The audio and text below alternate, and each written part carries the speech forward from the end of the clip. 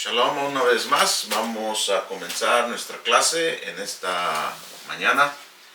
Vamos a continuar con nuestra lección que tuvimos analizando la otra semana. La relación, cómo se relacionaba el Shaliach o Rab Shaul o el apóstol Pablo conocido, cómo él se relacionaba con los judíos o el judaísmo. La lección de la otra semana llevaba ese título, Pablo y los judíos. Mencionamos la razón por qué escogimos este título, es verdad, para crear un parámetro un parámetro sólido en el aspecto de este personaje que era, por boca de él mismo, era un hombre muy apegado a sus raíces, ¿ok?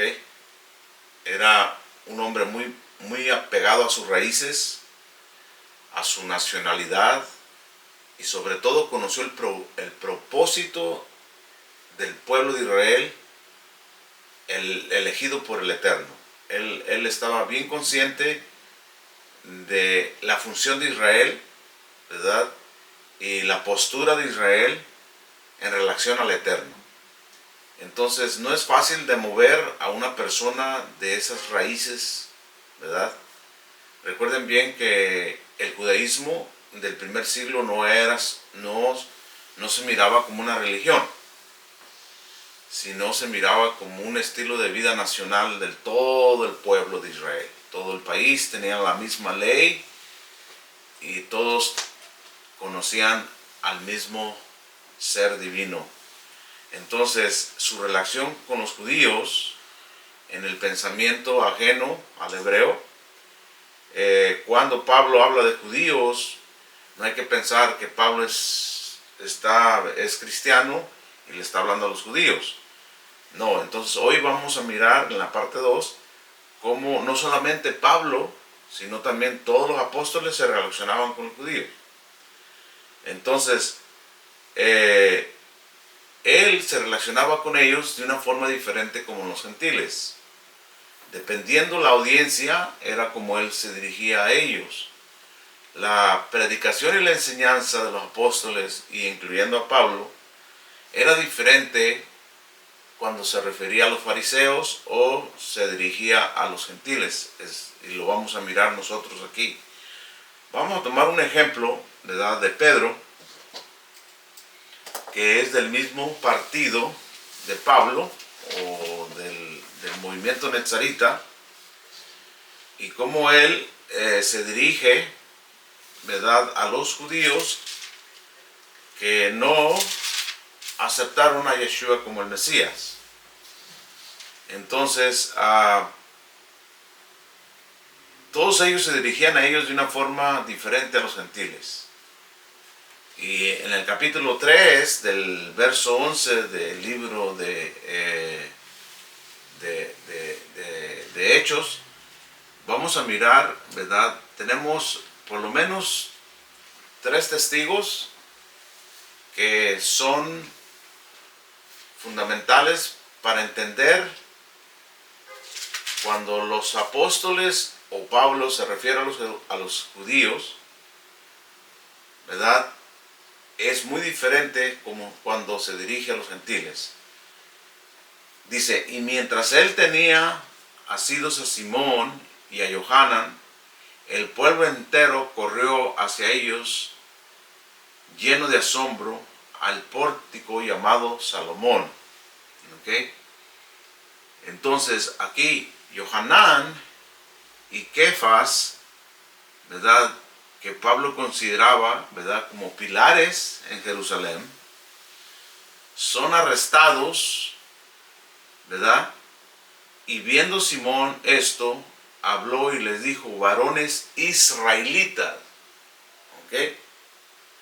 Entonces recuerden que la función de los apóstoles respecto a los judíos no es enfocada solamente en un solo grupo. es enfocada a Israel como nación totalmente.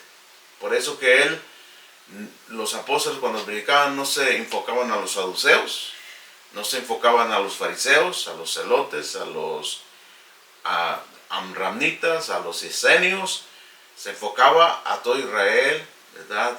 En general.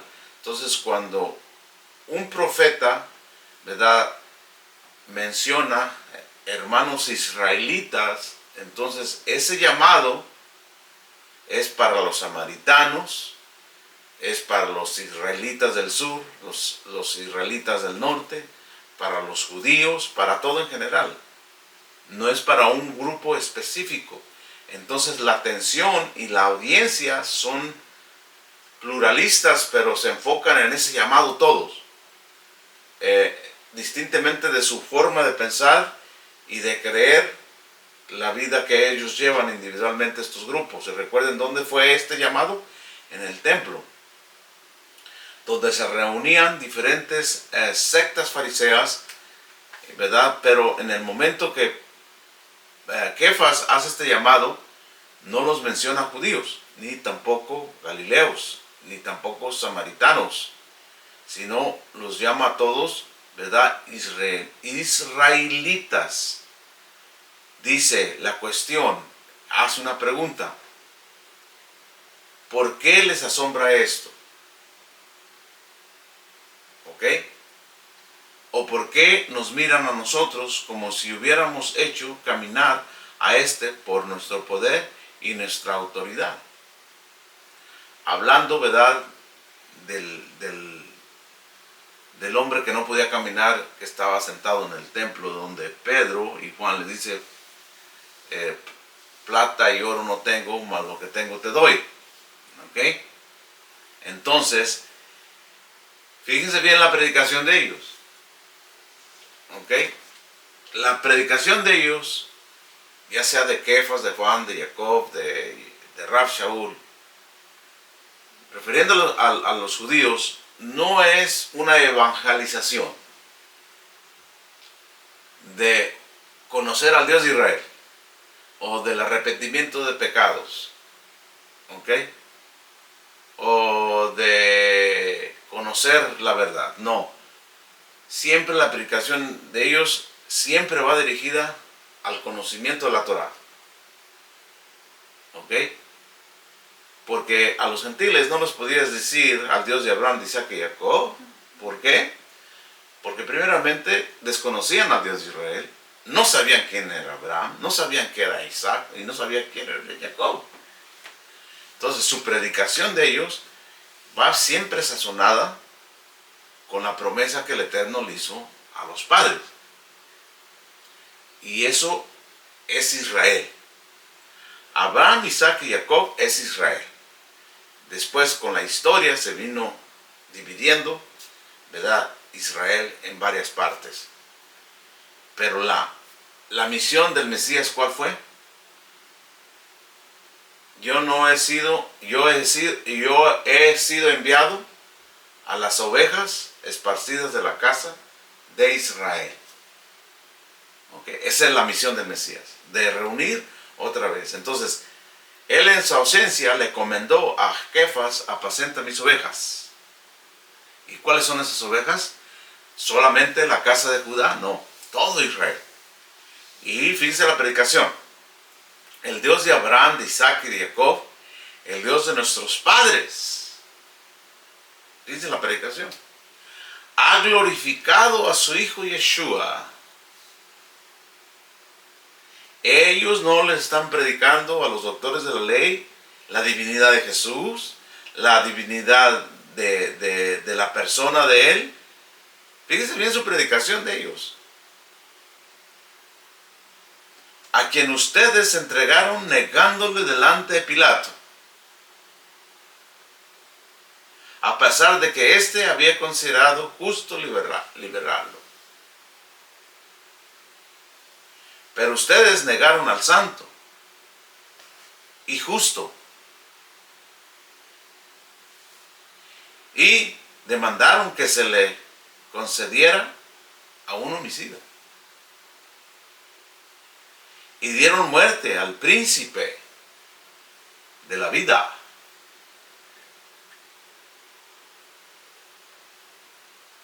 Cada vez que los apóstoles predican a otro judío, siempre es con mostrar que Yeshua es el Mesías. No es para mostrar que la ley de Moisés no está vigente. No para mostrar que la circuncisión ya no es válida. Jamás. En ningún momento ellos predicaron tal fechoría, tal equivocación. Ellos no fueron a encomendar para hacer esa clase de predicaciones. Ellos fueron encomendados a traer a las ovejas perdidas de la casa de Israel. Pero ustedes negaron al santo y justo y demandaron que se le hiciera un homicidio y dieron muerte al príncipe de la vida, a quien el Eterno, fíjense bien, ha resucitado de entre los muertos. Entonces los apóstoles como Rab Shaul hacían una gran diferencia entre la cabeza de todas las cosas, que es el Eterno, bendito sea su nombre por siempre, y su ungido, Yeshua HaMashiach, quien fue el que le entregó la potestad en él. No hay que infundir al que envió con el enviado, ni al creador con la criatura. ¿Ok? Entonces, y dieron muerte al príncipe de la vida, quien Dios ha resucitado entre los muertos. De todos nosotros somos sus testigos. ¿Ok? Entonces la Torah establece que cuando hay 2 o 3 testigos, toda afirmación es válida. Toda decisión es válida. Entonces, no solamente había 1 o 2 testigos de la muerte y de la resurrección del Mesías, sino que había 12 testigos. Y a eso se añadieron miles de testigos. Entonces ya son miles de testigos, ¿verdad?, que afirmaron que el Eterno había resucitado a su Mesías. Y esto encaja en la misma tradición farisea de establecer, ¿verdad?, en la historia del pueblo de Israel, en la historia de la humanidad, la siguiente frase que ellos mismos predicaban: la humanidad tendrá 2 días sin Torah. La humanidad tendrá 2 días con Torah y tendrá 2 días con el Mesías. ¿Ok? Entonces, por eso muchos de ellos, aunque rechazaban la idea de que Yeshua había resucitado, no podían rechazar la idea de una función mesiánica, porque ellos mismos habían enseñado que al llegar el 5.º día de la semana de la creación, vendría la era mesiánica.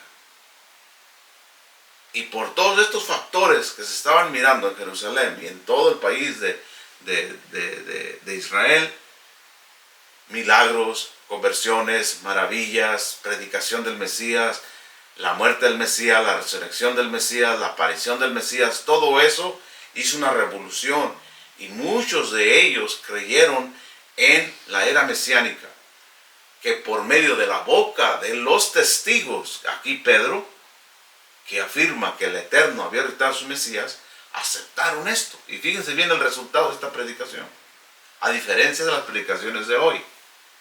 Fíjense bien lo que dice: porque por fe, porque por la emuná en el nombre. Ahora, ese que fue sano, ¿es gentil o es judío? O sea, que es muy normal que un judío acepte a un Mesías judío. No hay raro de eso. Y no es tan difícil. Este cojo que estaba allí pidiendo limosna, lo único que hizo es creer en el Mesías que resucitó el Eterno por medio del testimonio de Pedro.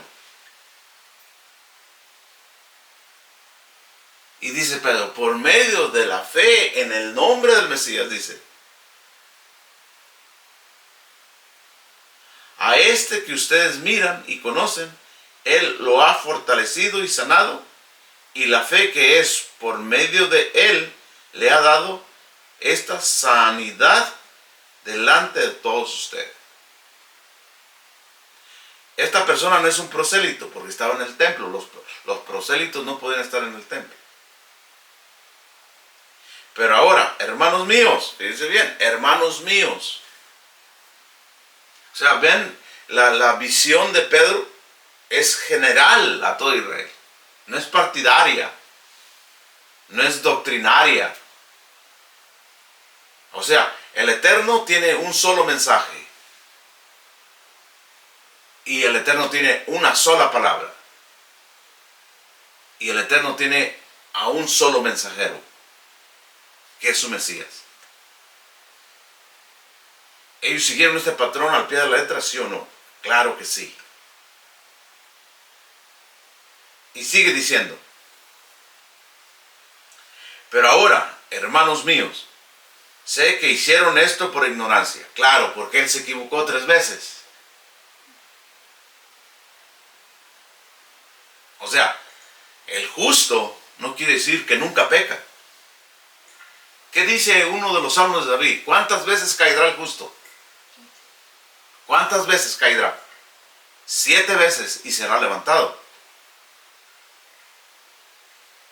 Entonces, por él está hablando con esta seguridad. No está condenando la negación, porque él mismo lo negó 3 veces.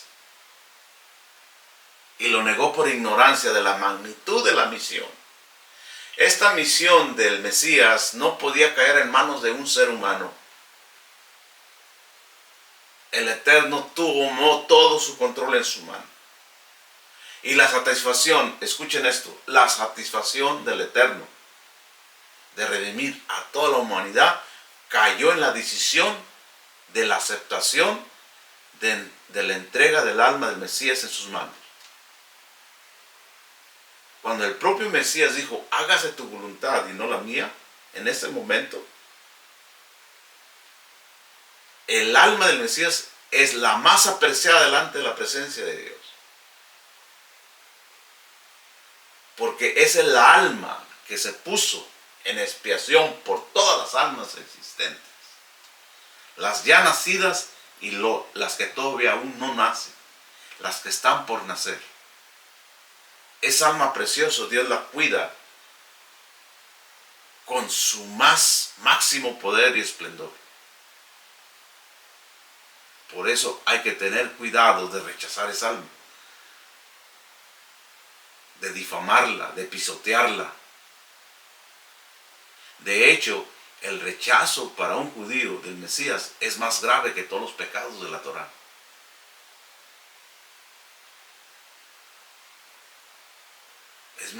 Es más grave que todos los pecados que la Torá llama pecado. Él mismo dice de él. Vamos a Deuteronomios 18. Fíjense bien lo que él mismo dice de este hecho. Por eso Pedro está hablando en esa forma. Porque él supo la gravedad de eso. Fíjense bien. Para todos aquellos, ¿verdad? En el 15, ¿verdad? Allí es donde 18:15 dice, el Eterno tu Dios te levantará un profeta como yo del medio de ti, y de entre tus hermanos a él escuchará. Fíjese bien. Este es el Mesías, este es el alma del Mesías, esta es la grandeza del Mesías. Ok, Moisés fue escogido para librar al pueblo de Israel de la esclavitud de Egipto e introducirlo a la tierra prometida y darle la Torá. 3 cosas importantes hizo Moisés. Por eso por eso en el judaísmo se le llama Moshe Rabbeinu. ¿Qué es Moshe Rabbeinu? Okay, Moshe Rabbeinu es la virtud que tiene este hombre de ser el maestro más grande de Israel. De ahí viene la palabra rabí o rabino, Moshe Rabbeinu. ¿Okay? En el judaísmo ser maestro de Torah no es ser un maestro común y corriente. Por eso no se puede traducir rabino a maestro del todo. No. La traducción maestro no llena los requisitos necesarios de lo que es un rabí. ¿Okay?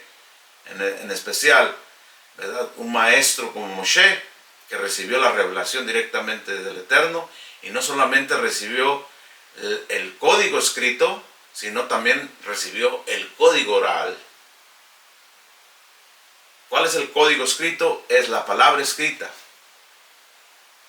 ¿Y cuál es el código oral? Son las instrucciones de aplicación al mandamiento. Entonces, toda esta belleza la conoce Pedro.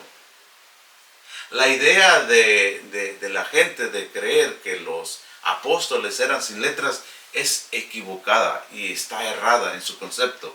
¿Por qué? Porque aunque ellos no eran miembros de la élite sacerdotal o farisea, no quiere decir que eran hombres ignorantes. Por más ignorante que sea un judío en el primer siglo, conocía quién era Moisés, conocía quién era Abraham, conocía quién era David, porque ellos crecieron escuchando esas historias en las sinagogas. ¿Cuánto puede aprender una persona que va a la escuela por 20 años? Díganme usted. ¿Cuánto va un niño a la escuela? Fíjense bien. ¿Cuánto va un niño a la escuela? ¿Cuántos años de su vida va un niño a la escuela? En lo básico. Si es la primaria, solamente son 6 años. Ahora, si estudia secundaria, son 3 años. Ahora, si va a la preparatoria, son otros 3 años. Y dependiendo de la carrera, para hacer un doctorado. ¿Ok? Eso es en el estudio secular. Ahora, cuando un niño o una niña nace dentro de un hogar hebreo, en el primer siglo, ¿cuántos días, si tiene 30 años, cuántos Shabbat celebró?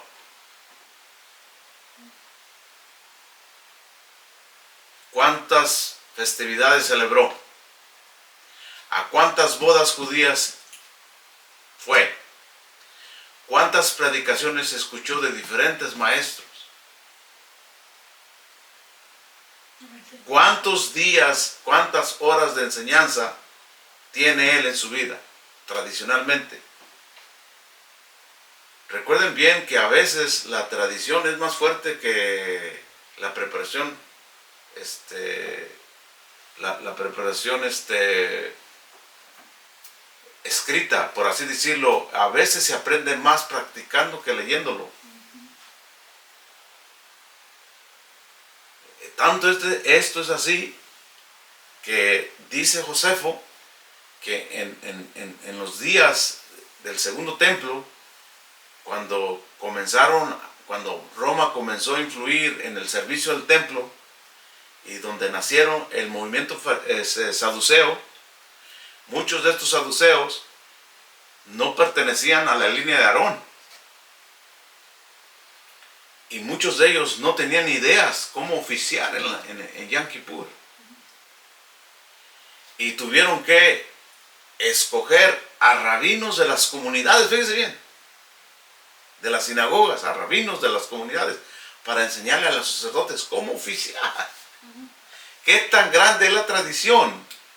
Por eso, cuidado, las recetas y las enseñanzas, las recetas de cocina de una mujer no vienen de los libros, de los chefs, vienen de las tradiciones de las cocineras mujeres de antes. También los puntos de fe. O sea, la misma escritura se purifica porque es perfecta y es buena, pero la misma escritura dice que la fe viene ¿por qué? Muchas veces nuestra fe no viene por leer la Biblia. Podemos leerla y no tenemos fe. La fe viene por escucharla. Entonces, ¿cómo nuestros oídos van a actuar cuando esta palabra viene por boca de un buen maestro? Entonces nuestra emuná se vuelve grande. Entonces dice, Hashem dice, tu Dios te levantará un profeta como yo en medio de ti y de entre tus hermanos. A él escucharás según lo que pediste ante el Eterno tu Dios en Horeb el día de la asamblea. Cuando dijiste, no escucharé más la voz del Eterno tu Dios, ni veré más este gran fuego para no morir.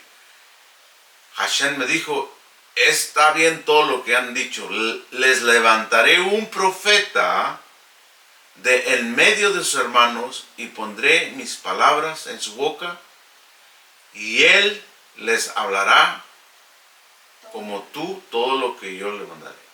Y acontecerá que cualquiera que no escuche mis palabras, que él hable en mi nombre, yo mismo le pediré cuenta.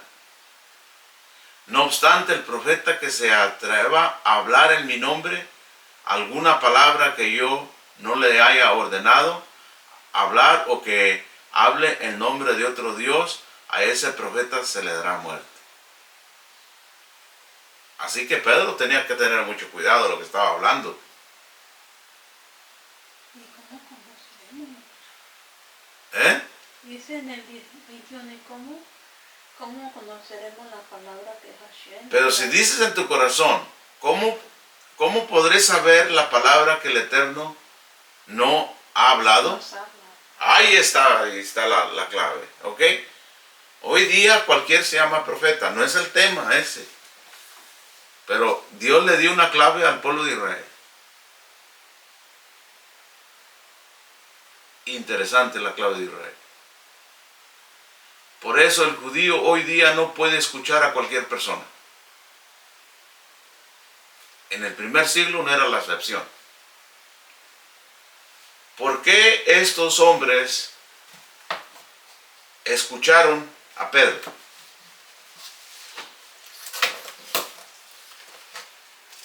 ¿Por qué escucharon a Pedro? Primeramente la Torá establece que cualquier profeta, en este caso Pedro está hablando como profeta. El Eterno le dijo, todo aquel profeta tiene que ser circunciso. Yo esto lo aprendí y lo tengo aquí bien arraigado.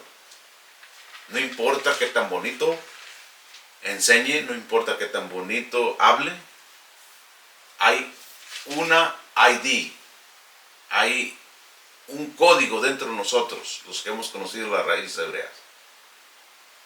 Tú tienes que preguntarte si ese rabino que está hablando, si esa persona que está hablando primeramente tiene el Brit Milá. ¿Ok? ¿Qué es el Brit Milá? Es el pacto de la circuncisión. Porque en el pacto de la circuncisión nos muestra que la crianza que le dieron sus padres a esa persona. ¿Ok? Si su madre es judía y su padre es judío, entonces ese niño fue criado bajo las normas y las tradiciones y las leyes de la Torá. Punto número uno, importante. ¿Ok? Porque no se puede, hermanos míos, la vida judía es tan difícil que no se puede, ¿cómo puedo decir? No se puede practicar sin tener intenciones de cumplir porque es muy dura. O sea, no es que voy a jugar la parte de ser judío para engañar al judío. Por eso Shemai estableció estas 18 reglas, que era imposible para que un gentil se convirtiera. O sea, muchos vieron, el propio Mesías vio buena esta medida, pero la medida de Dios era mejor. O sea, está bien que tú protejas a tu pueblo de malos, de falsos conversos. Porque el enemigo más grande es el propio el propio que está en tu casa. En este caso, el peligro de un bautista es otro bautista. El peligro de un judío es otro judío. El peligro de un mexicano es un propio mexicano. Porque si alguien te quiere hacer daño, te tiene que hacer daño en lo que más te duele. ¿Y quién te conoce mejor que uno que convive contigo? Por eso la traición de Judá, de Yehudá hacia el Mesías fue grave. ¿Por qué fue grave? Porque él se infiltró y comía con él. Entonces le dio la espalda, le dio la puñalada. Y ¿por qué permitió el Mesías esto? Porque esta es una lección que iba a pasar toda la comunidad nezarita. Y el libro de Gálatas es una puñalada a eso. Tú que crees, tú que crees que la Torah fue reemplazada, tú que crees que Pablo fue cristiano, tú que crees que Pablo enseñó la divinidad de Cristo, tú que crees que los apóstoles predicaron que Jesús es Dios, estás usando esa traición antisemita. ¿Por qué? Porque ellos nunca dijeron eso, nunca enseñaron eso. Entonces estos actores del libro de Gálatas se hicieron judíos, practicaron las leyes judías y con esas mismas prácticas usaron la misma daga para apuñalar a los apóstoles y a Pablo y formar su propia creencia y establecer sus propias leyes. Por eso la religión que establece sus propios puntos doctrinales usa la misma traición. Porque primero no era pecador, no sabía del Dios de Israel, no sabía de la Biblia, ahora sabe de la Biblia, sabe del Dios de Israel. Ahora, no sabía orar, ahora sabe orar. No sabía ayunar, ahora sabe ayunar. No sabía leer, ahora sabe leer. No sabía dar gracias, ahora sabe dar gracias. Usa todo eso para traicionar a su pueblo, a su propio pueblo, a condenar al judío, a decir que el judío está condenado porque rechazó a Jesús. Los apóstoles en la predicación aquí no usa ese argumento. ¿Cuál argumento usa? Pero ahora, hermanos míos, sé que hicieron esto por ignorancia, tal como lo hicieron sus dirigentes. Y de esta manera, el Eterno ha cumplido lo que había anunciado anteriormente por boca de todos los profetas, que su Mesías habría de padecer. ¿Qué está usando Pedro aquí? La Torá. Está usando el Tanakh. Está usando a los profetas. ¿Dónde la ignorancia y la falta de letras y falta el conocimiento de la palabra en este hombre? Ustedes piensan que porque recibió el Ruach HaKodesh y ahora no tiene necesidad de estudiar, Dios le revela todo. Dios no te puede revelar algo que no has conocido. Dios te revela lo que has leído y no has entendido. Por eso hay que buscar. ¿Ok? Entonces, fíjense bien. Dice, de su Mesías que habría de padecer, arrepiéntanse pues y conviértanse para que sus pecados sean borrados y les venga tiempo de refrigerio de la presencia del Eterno. Entonces, ¿de qué se tenían que arrepentir? De haber rechazado al profeta que había sido anunciado en el libro de Deuteronomios.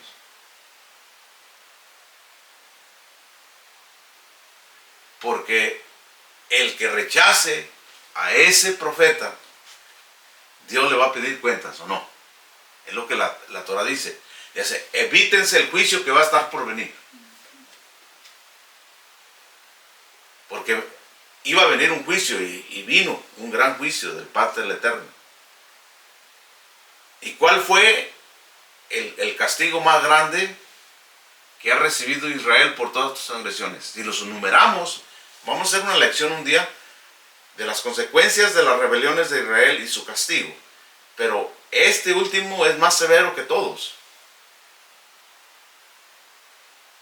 Porque llevan más de 2000 años exiliados de su tierra por cometer esta transgresión. por no aceptar al profeta que levantó el Eterno de entre el pueblo como Moisés. Y Pedro le dice, arrepiéntanse pues, ¿de qué? De haber negado al santo. Dice, y él les envíe a Yeshua HaMashiach, que han sido preparados para ustedes. Fíjense bien.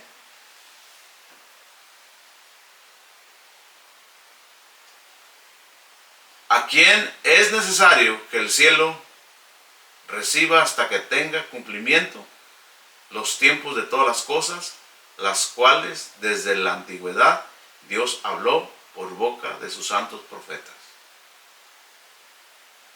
Porque Moisés dijo, Hashem les levantará un profeta como yo de entre sus hermanos, escúchenlo en todo lo que él les diga. ¿Dónde se apoyó Pedro? ¿Dónde se apoyó Pedro para hacer su predicación? Esta predicación tiene que ver con evangelización, no, tiene que ver en una revelación de una profecía y de una promesa que el Eterno le prometió a Israel. ¿Y cuál es esa profecía? ¿Cuál es esa revelación? El Mesías. Así que todos los apóstoles, cuando predican a otros judíos como ellos, el tema ¿quién es? Revelar al Mesías. No a enseñarles cómo cumplir los mandamientos, porque ellos ya lo saben. No a enseñarles a no circuncidar a sus hijos, porque es imposible hacer eso. No a decirles que ya no celebren las fiestas y no hagan sacrificios en el templo, porque ya no es necesario. Vamos a otro testigo, capítulo 6. ¿De ese mismo libro? Otro testigo, fíjese bien. Este testigo también cómo comienza su predicación. ¿Ok? Y Esteban, lleno de gracia y de poder, hacía señales y prodigios entre el pueblo. Entonces levantaron unos de la sinagoga llamada los libertos, otro grupo. Estos eran judíos sirenios, alejandrinos, cilicianos y de Asia, y contendían con Esteban. Fíjense bien. Judíos, Esteban era judío y se estaba enfrentando a 4 diferentes judíos que venían de diferentes partes. ¿Qué tenían en común estos? Esteban, los sirenios, los alejandrinos, los cilicianos, los asiáticos. ¿Qué tenían en común estos judíos? Que todos conocían y estudiaban el ¿qué? La Torá, el Tanakh. ¿Ok? La forma de interpretación de estos grupos era diferente a la que estaba dando Esteban. Y por eso este era el debate. Pero no podían resistir la sabiduría. Esta sabiduría de Esteban no es sabiduría cristiana, es sabiduría hebrea, es sabiduría profética. Esta sabiduría de Esteban está basada en la Torá, en el Tanakh y en los Ketubim. ¿Ok? Que son los 4 volúmenes de escritura que existían en el primer templo, en el segundo templo, en el primer siglo. Existían los libros de la ley, los libros de los profetas y los escritos. A todo ese volumen se le llama Tanakh, que es el canon hebreo. Ellos conocían este canon, ellos conocían esas escrituras. Y ellos estaban debatiendo de la interpretación que daba Esteban de esto. Y el tema no es la aplicación de las leyes de Moisés, era el tema del Mesías, como vamos a mirar. Fíjense bien. Pero no podían resistir esta sabiduría y el espíritu que hablaba por medio de él. Entonces mandaron a unos hombres y les dieron instrucciones para que dijeran: nosotros los hemos escuchado hablar palabras blasfemas en contra de Moisés y en contra de Dios. Fíjense nada más. Pero ya sabemos que esas acusaciones son falsas. El Lashon Hara. De esta manera alborotaron al pueblo y a los ancianos y a los escribas y se levantaron contra él, arrebatándolo y trayéndolo hasta el concilio. ¿Ok? Entonces sabemos bien que ningún apóstol, incluyendo a Rash Shaul, se atrevió a hablar nada en contra de Moisés porque era pena de muerte. ¿O no? Y mucho menos a enseñar que Jesús es el Dios divino, porque es pena de muerte.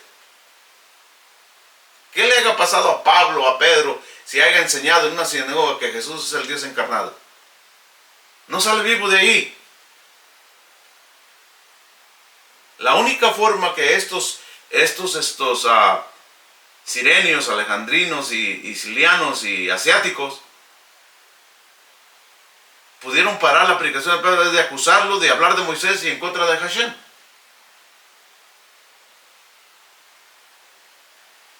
Entonces tenemos que tener eso en mente, señores, que los apóstoles jamás enseñaron la divinidad de Jesús. Jamás enseñaron la anulación de la ley de Moisés. Ellos no enseñaron nada de eso, jamás. Esas son interpretaciones cristianas que vinieron más tardías. Y es como van instruyendo a las personas. ¿Ok? Ahora dices, entonces, y poniendo testigos falsos que decían, este hombre no para de hablar palabras en contra de la ley y en contra de este santo lugar. Pues lo hemos escuchado decir que este Jesús de Nazaret derrumbará este lugar y cambiará las costumbres que Moisés les entregó a ustedes. ¿Qué costumbres cambió? ¿O qué costumbres va a cambiar? Las únicas costumbres que el Mesías cambió fueron las 18 reglas de Shemai, que impedían que un gentil se convirtiera al Dios de Israel. Pero no está hablando de las costumbres como hacer el Shabbat. No está hablando de las costumbres como celebrar Pesach. No está diciendo de las costumbres como ser Yom Kippur. No está de las costumbres como enseñar Torah. Nada de eso. Eso no es lo que está hablando. El Mesías nunca habló de cambiar el sistema legislador. ¿Ok? Entonces, ¿qué sigue diciendo? Entonces todos los que estaban sentados en la sinagoga fijaron la vista en él y vieron su rostro como el rostro de un ángel. Bueno, eso está bien, pero no es todo. ¿Ok? Y el sumo sacerdote le preguntó, ¿es esto así? Y él dijo, varones hermanos, fíjense bien, no judíos, no esenios, no asiáticos. Le dijo, varones hermanos nuestros y Padre nuestro, escuchen. El Dios glorioso se apareció a nuestro padre Abraham, igualito que Pedro. ¿Esta es una costumbre apostólica o es una costumbre hebrea? Hebrea. Señores, ahí está. Cuando un judío habla con un judío, ¿de qué vas a hablar? De Torah. De Abraham, de Isaac y de Jacob. No vas a hablarle del libro de Gálatas, no vas a hablarle del Evangelio, porque no existía el Evangelio. Allí no existía el libro de Gálatas tampoco. Ahí no existía el rapto. Ahí no existía la iglesia. Allí no existía el diezmo, ni la ofrenda, ni los cantos, no existía nada ahí. Todo lo que practica el cristianismo vino después. Por eso transmitimos estos videos, estas enseñanzas, para que conozcas la herencia de la cual fuiste arrancado en el transcurso de la historia, y que nunca fue así con los apóstoles. los apóstoles y Ras Shaul se mantenieron firmes en sus raíces y entendieron su misión. Su misión, que en el camino, en el caso de Pablo, encontrarse a un judío y enseñarle que el Mesías ya había venido y había resucitado entre los muertos. En el caso del pagano, de abandonar todos sus dioses y convertirse al Dios de Israel a través de Yeshua. ¿Ok? Vamos a dejarlo hasta aquí porque ya tenemos más de 45 minutos y yo creo vamos a tener la parte 3 de este porque está muy bueno. La predicación de la relación de los apóstoles con los judíos es diferente a los gentiles, totalmente. Y si no, lo vamos a comparar ahorita en una predicación que hace Pablo con Cornelio y la predicación que hace Pedro con Cornelio, y luego la vamos a comparar con la de Pablo en Efesio, que es totalmente diferente a la de Esteban y Pedro en Jerusalén, en el templo. ¿Ok? Y también vamos a mirar cómo el apóstol también, Ras Shaul, enfrenta, ¿verdad?, también su ideología con los maestros en las sinagogas, y van a mirar ustedes cómo Pedro y Esteban y Ras Shaul enfrentaron esto con los judíos y cómo ellos predicaban a los gentiles. Era totalmente diferente. Totalmente diferente. Pero ambos grupos tenían un espacio y tenían una herencia dentro de las comunidades nezaritas solamente. ¿Ok? Porque estas fueron, ¿verdad? Se fueron creciendo,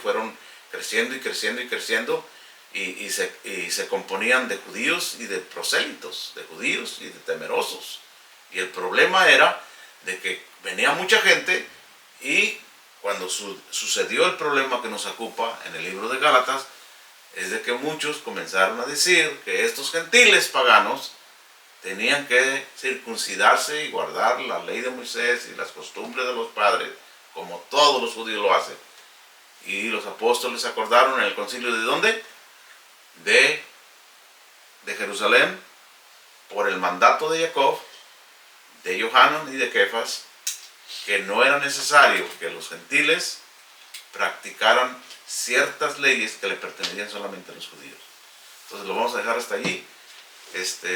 Para la otra semana vamos a continuar con la parte 3 de esta enseñanza, ¿verdad?, que venimos desarrollando. ¿Ok?